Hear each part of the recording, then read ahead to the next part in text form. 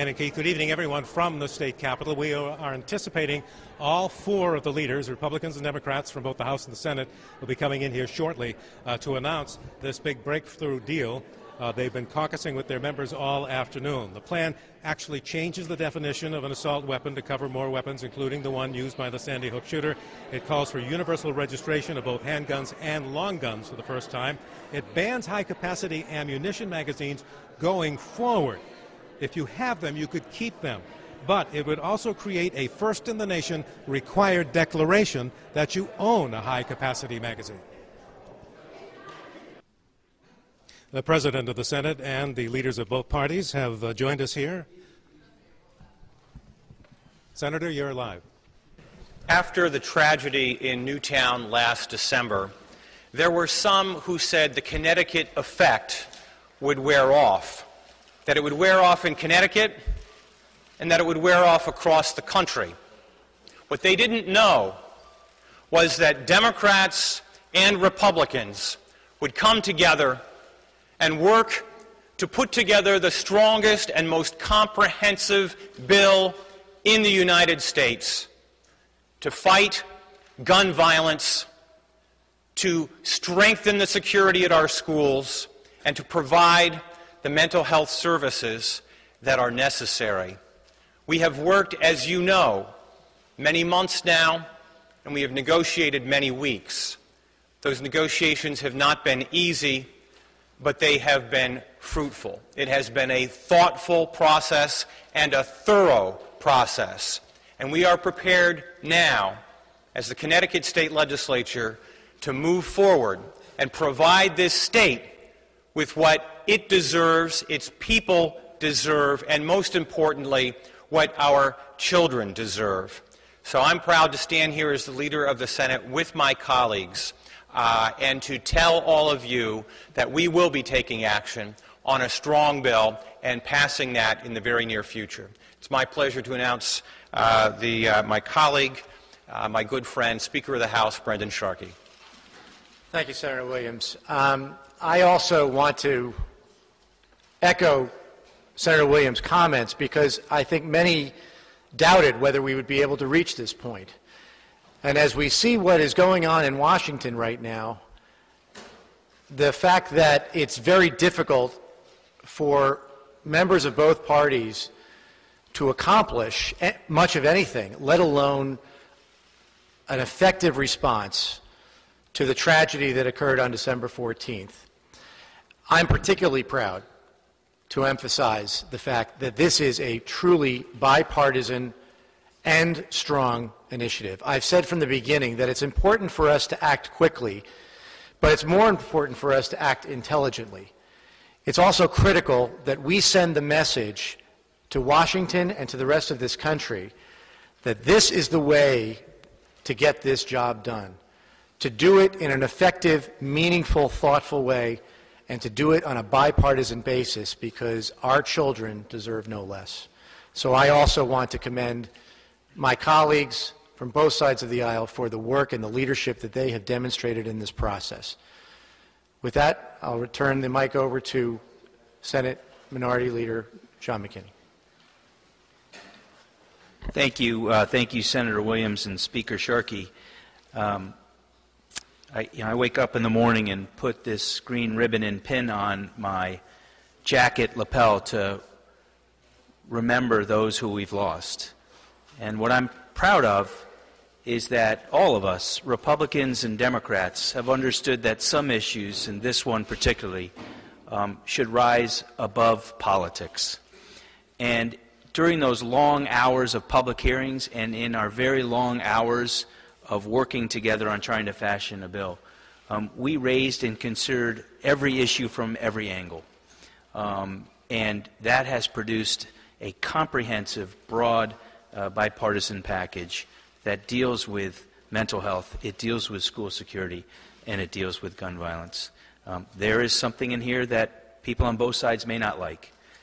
At the end of the day, I think it's a package that a majority of people in Connecticut will be proud when we vote on Wednesday. Thank you. And with that, let me introduce the House Republican Leader, Larry Cafaro. Thank you.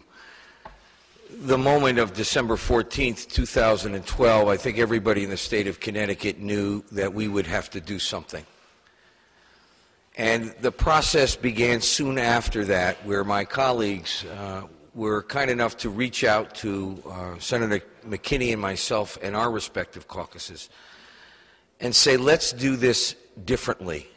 Let's do this differently than they attempt to do in Washington and in even other states.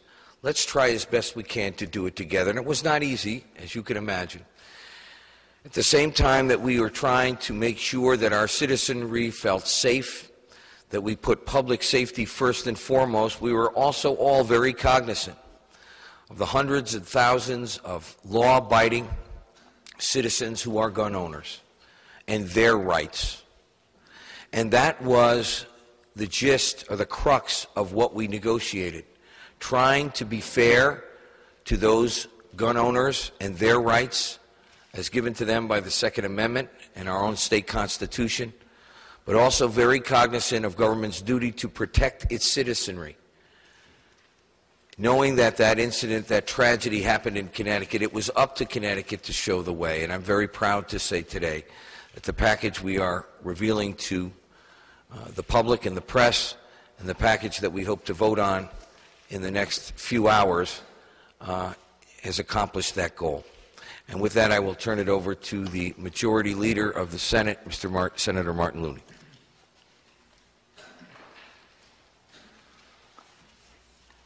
Thank you, Representative Cafaro. This is indeed, I think, a great day for the Connecticut General Assembly. After months and weeks of hearings and negotiations and a process that was conscientiously engaged in by all parties, we have come up with what I believe is one of the strongest and most effective bills that we possibly could have to deal with the issue of gun violence prevention, looking at mental health issues in the future, school security in response to the tragedy in Newtown, and in general in terms of overall regulation. We will have the first in the nation statewide dangerous offender registry, an expansion of the assault weapon bill that we first passed in 1993, stringent a future ban on possession of large capacity magazines, stringent controls on those currently in possession, and an expanded process for certificates of eligibility and background checks for ammunition purchases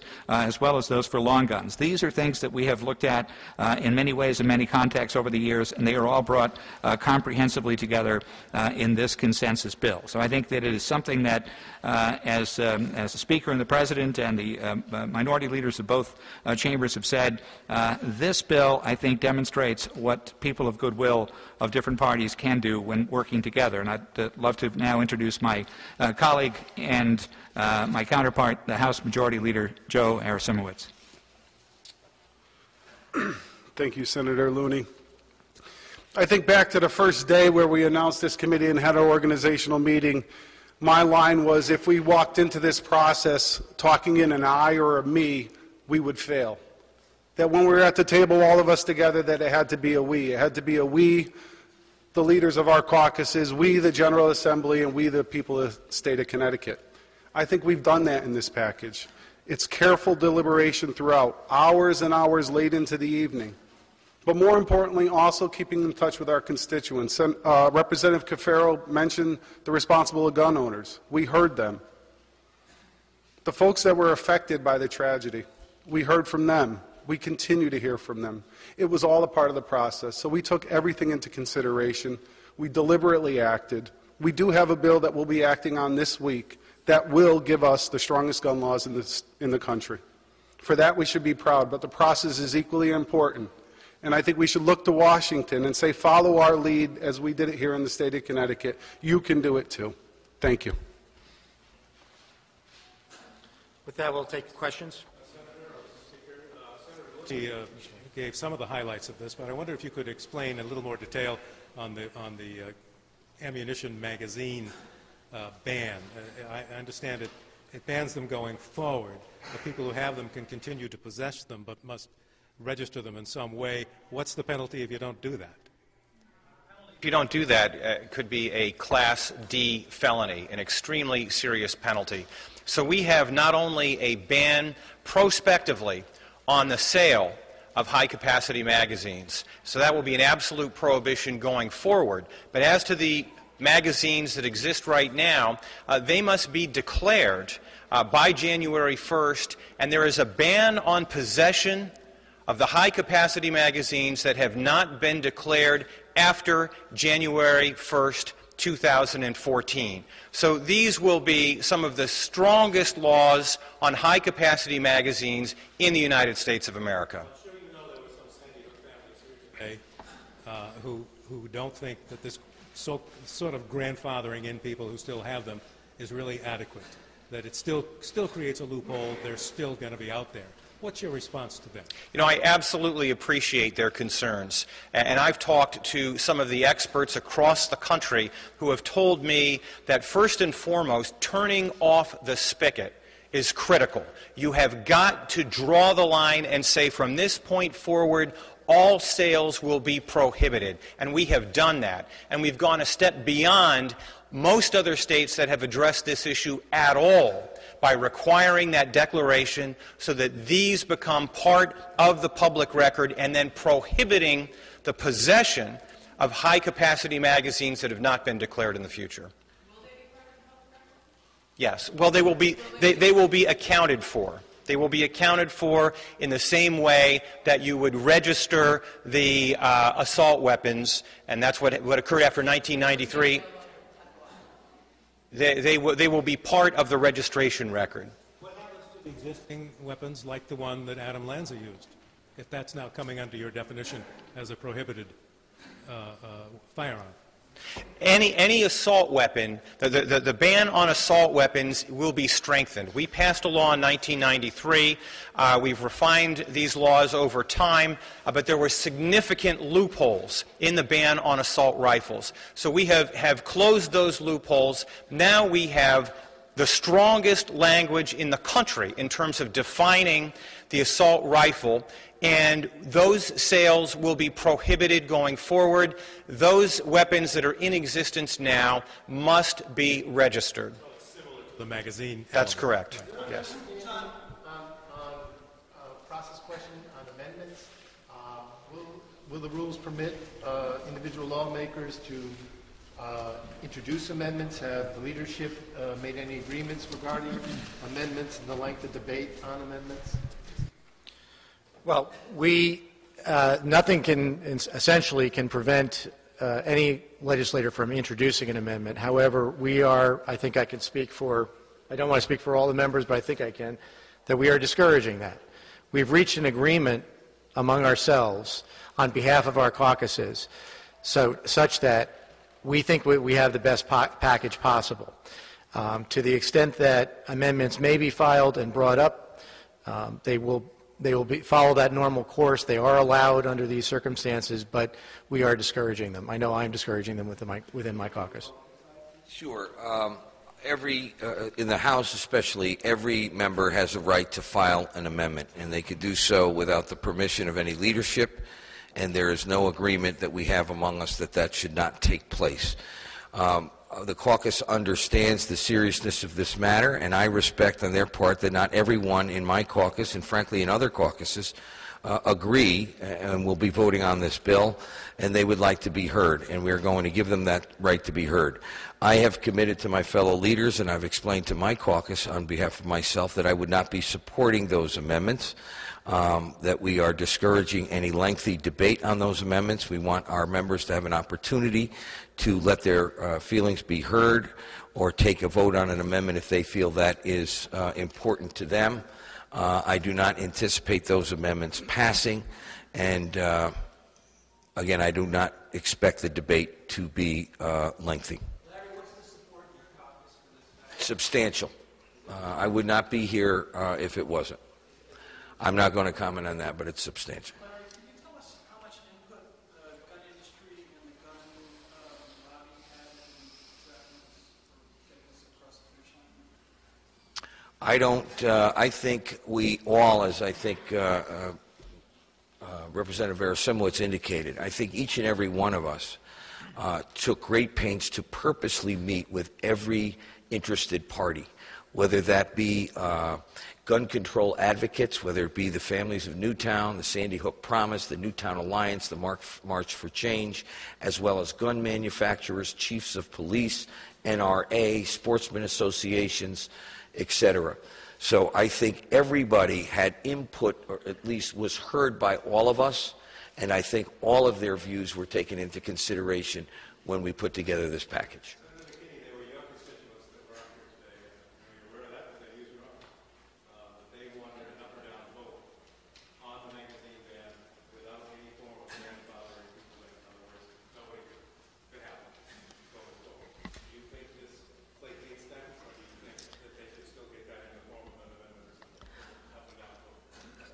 I think I'm not going to speak for them. I've shared with them where we are, and this is some of the families, not all, who are up here today. There's nothing that will comfort them in their pain, but I think they understand that we will, upon passage, have the most comprehensive gun laws in the country, and I'm proud of that fact. I don't. We have a task force that's come to a bipartisan agreement, and I'm going to vote in favor of the agreement. What I might personally want, we're long past that. This is not my bill. This is a collective bill that we've all worked on. I think all of us individually might have given things and gotten other things and part of the negotiation process. So this is about a collective, we, Republicans and Democrats, coming together. Not, as Joe said, not a me or an I in terms of what I wanted.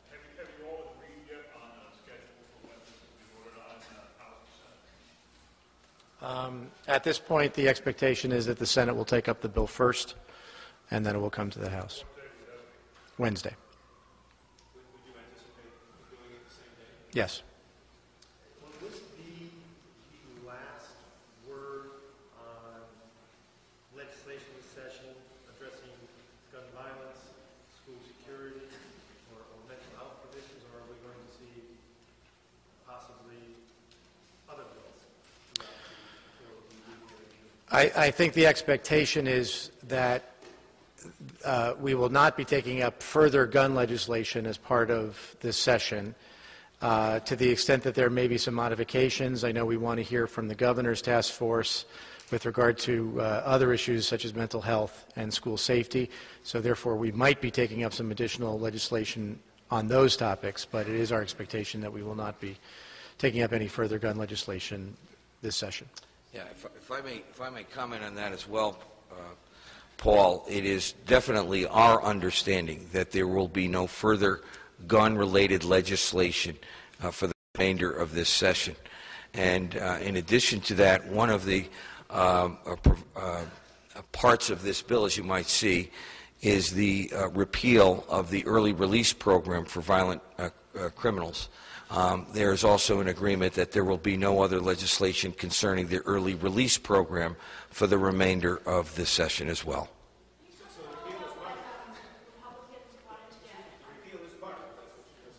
Yes. Correct.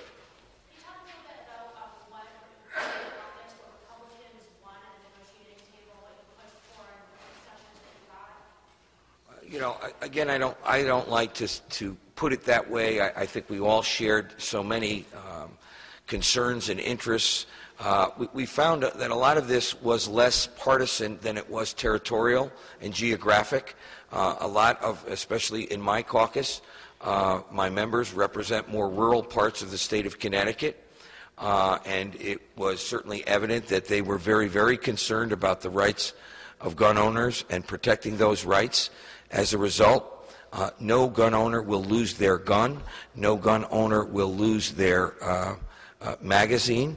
They will not lose the use of said gun or magazine so long as they follow our rules and register them. Are there tighter restrictions on their use, et cetera? Absolutely.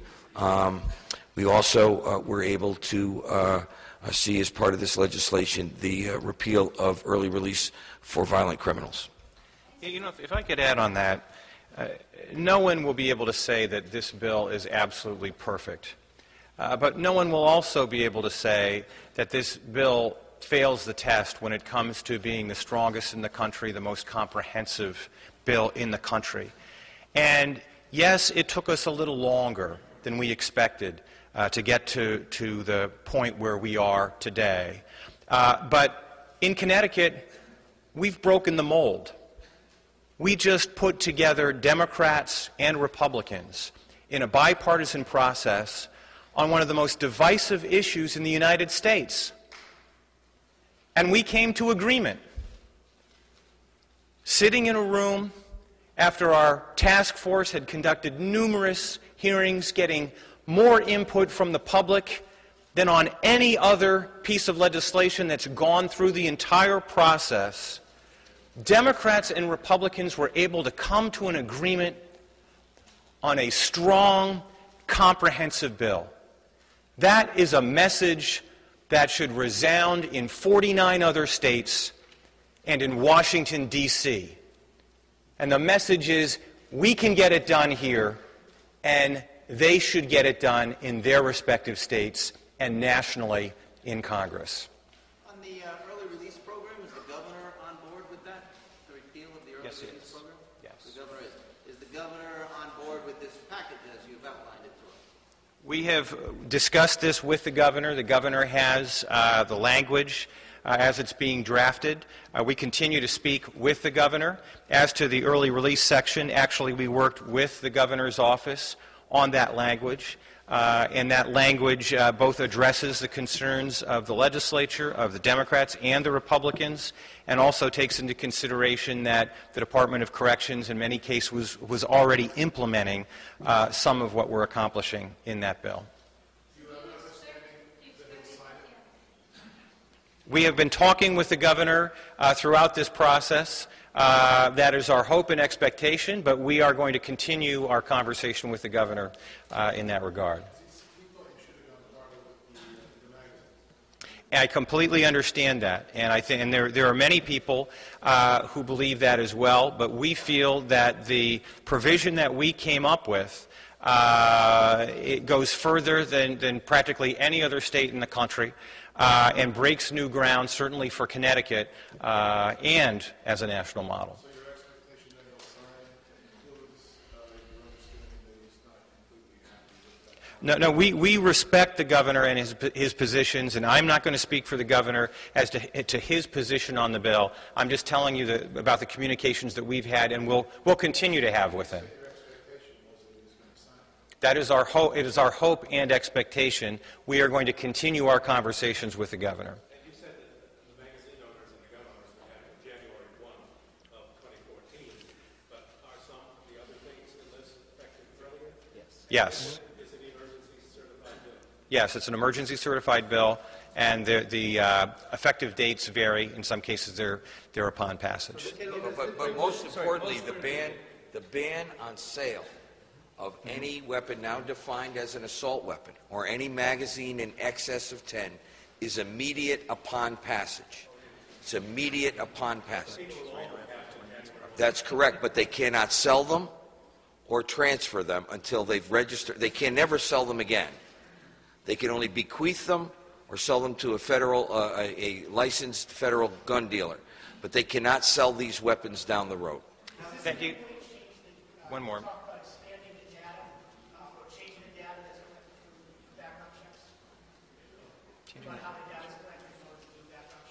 No, we're not the data that's collected, but we are expanding the circumstances under which one would have to get a background check. For example, we are going to require that for all long guns, but one of the key features of this, which is I think one of the strongest pieces that we have in this bill, is the fact that you will now be required to have a background check for the purchase of ammunition, something that to my knowledge, I'm not sure any other state has actually done.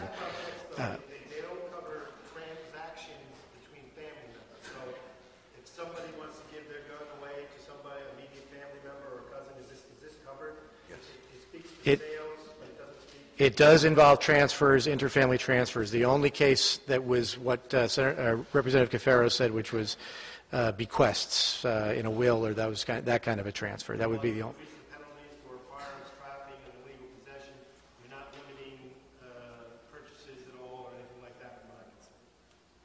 Not limiting purchase. There was talk about limiting handgun purchases to one a month.